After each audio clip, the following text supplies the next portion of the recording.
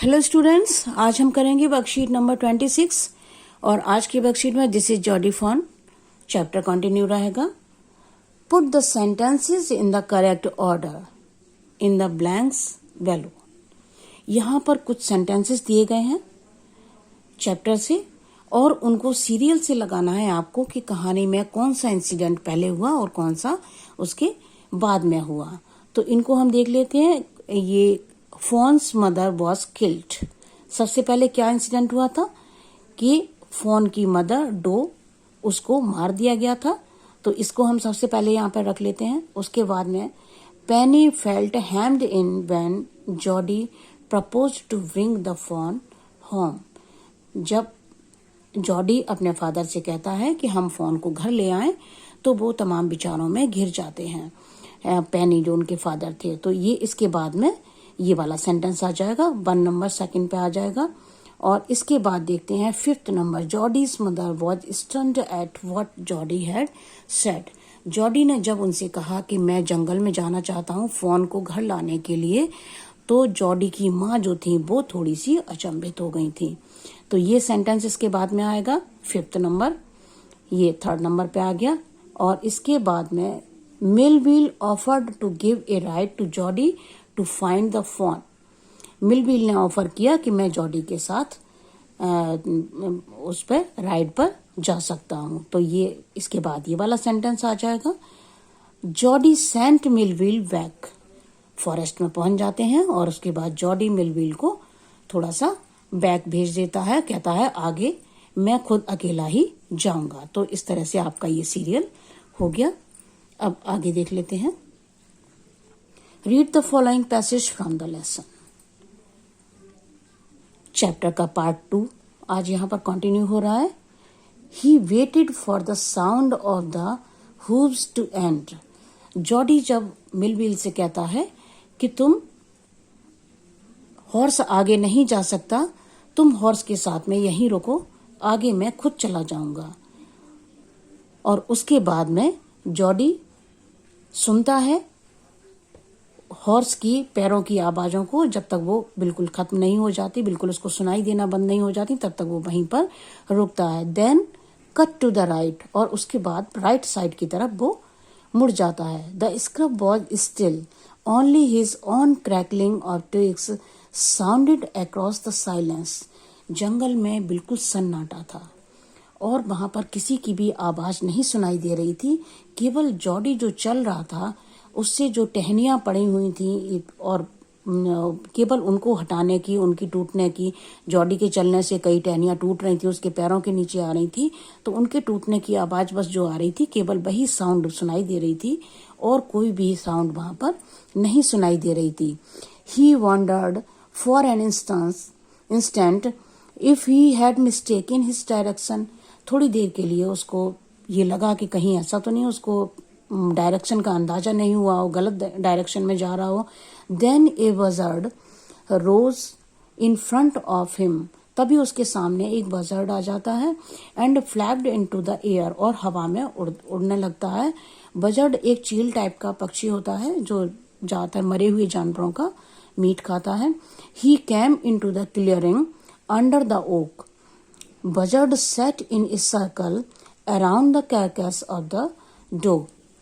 अब उसने देखा वो जो बजर्ड थे, और भी वहां पर बहुत सारे बजर्ड थे और वो सारे ऐसे सर्कल में बैठे हुए थे और वो क्या कर रहे थे, जो डो जिसको उन्होंने मारा था उसी की बॉडी वहां पर थी और उसी को वो खा रहे थे सारे।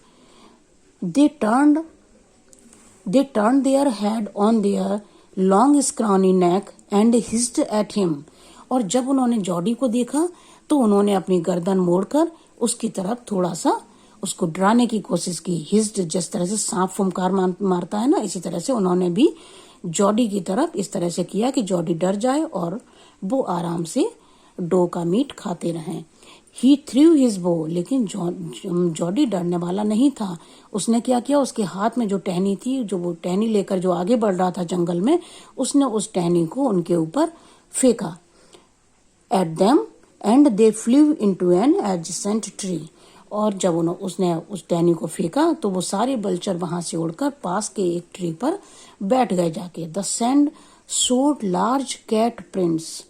अब वहां पर उसने देखा कि वो जो सैंड थी, बालू भरा रास्ता था, उस पर क्या था, कैट के print, large cat. Large cat means कोई टाइगर या जिस तरह का बड़ा जानवर रहा होगा, उसके पैरों के निशान उसको दिखाई दिए। But the big cat killed fresh, लेकिन जो बड़े जानवर होते हैं वो मरे हुए जानवर का मीट नहीं खाते, और इसीलिए वो जो बड़े जानवर थे उन्होंने छोड़ दिया डो को ये बल्चर के लिए, खाने के लिए, कैरियन बर्ड्स, ये जो चील और बजर्ड ये लोग जो होते हैं ना, इनके लिए उसने छोड़ दिया।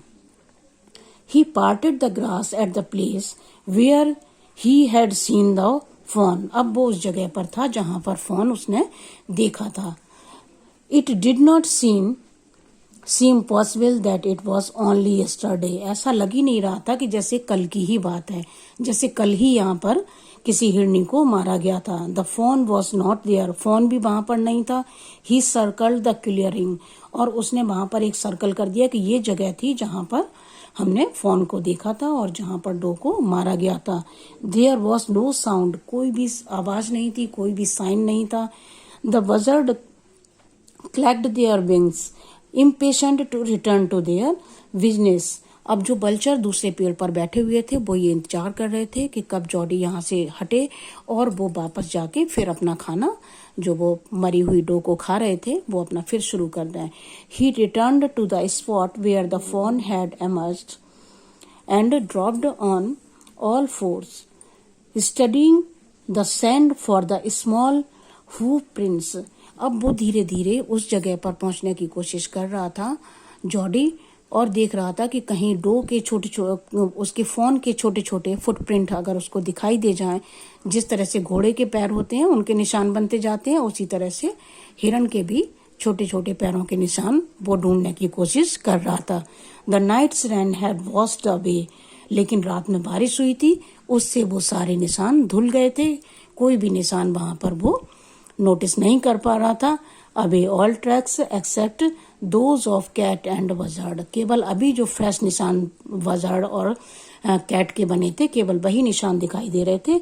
एक रात पहले के कोई भी निशान डो के या उसके फॉन के वहां पर नहीं दिखाई दे रहे थे। अब एक एक्सरसाइज है, fill in the following blanks using the hints below. Who was it that went away on the horse? Horse पर कौन चला गया था? मेलविल। मेलविल को वापस भेज दिया था जॉडी ने। Jordi was trying to find his way, अपना रास्ता आगे ढूंढने की कोशिश कर रहा था। Jordi had come to the place where he had seen the fawn, जहां पर उसने फॉन को देखा था, वो उस जगह पर जाने की कोशिश कर रहा था। Jody got rid of the buzzard by throwing his वो, whose footprints did the sand show, बालू पर किसके निशान दिखाई दे रहे थे? Big cats. What did the buzzard do on seeing Jody, Jody को देखकर बजर्ड ने क्या किया? हिस्ड एट हिम, उसकी तरफ उसको डराने की कोशिश की। Why did the buzzard clacked their wings to return to their business, वो वापस अपना खाने पर जाना चाहते थे। Find a bird from the above extract which means nearby, nearby से सिमिलर बर्ड जो पैसेज में आया हो वो देखना है। तो एडजेसेंट एक बर्ड आया है, a large branch of a tree, वो ओके। तो इसी के साथ में आपकी वर्कशीट कंप्लीट हो जाती है। Thank you so much.